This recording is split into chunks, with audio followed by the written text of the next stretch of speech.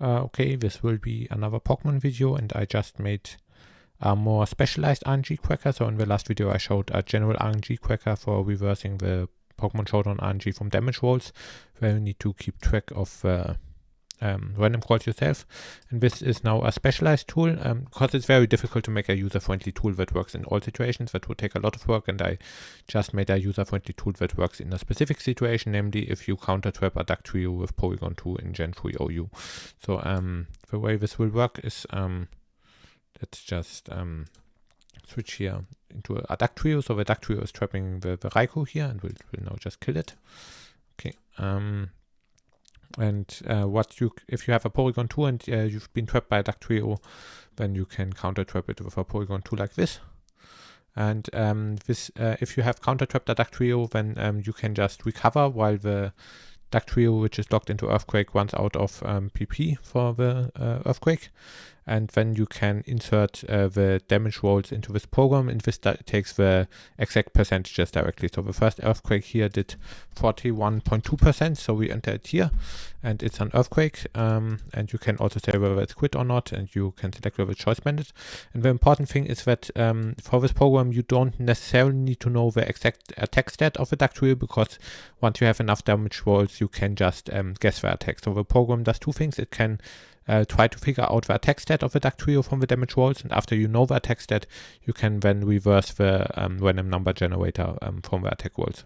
So it does like both of these things. Okay, and then let's just go through motion. So the next one is 42.0%, and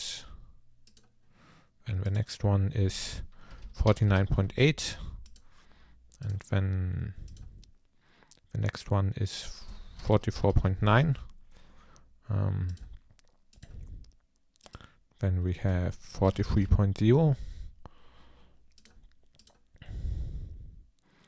Then we have 40.6. Then we have 42.0. We have 48.0.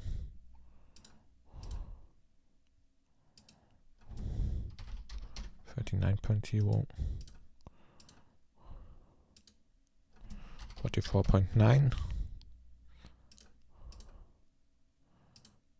this is 40.4,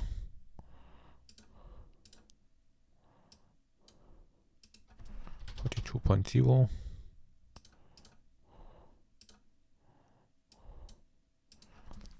42.5,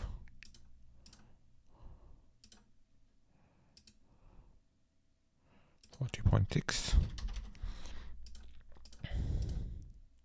and now the Dugtrio starts to struggle, but we still need a little bit more information, so we will let it struggle a few turns. 14.7, this is a struggle. And now we can guess a attack stat of a Dugtrio, but we also need to make sure that we enter the correct defense. I'm using here a Porygon2 with 293 defense. I need to tell this. 293 defense, and the health is 374. And then we see there are 3 possible attack stats. And you can then just try each of the attack stats.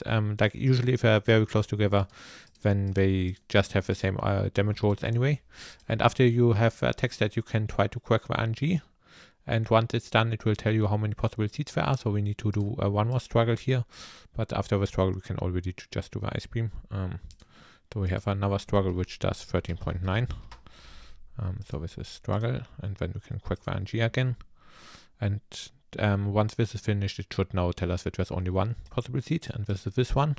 Okay, and then we can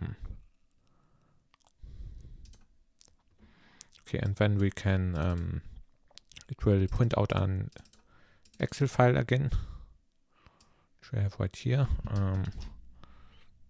Quickly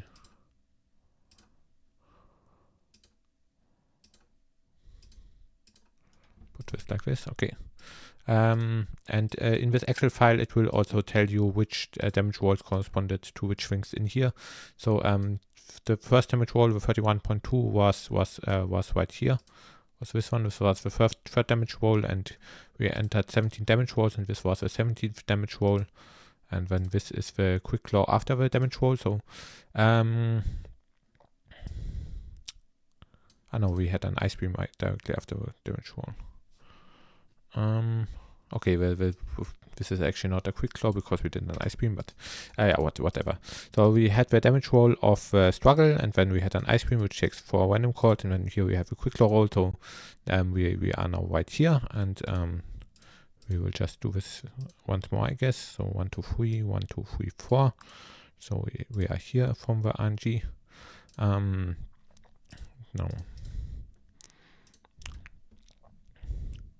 Now let's just go to the Jirachi, because I put metronome on the Jirachi, so we can then maybe predict now something.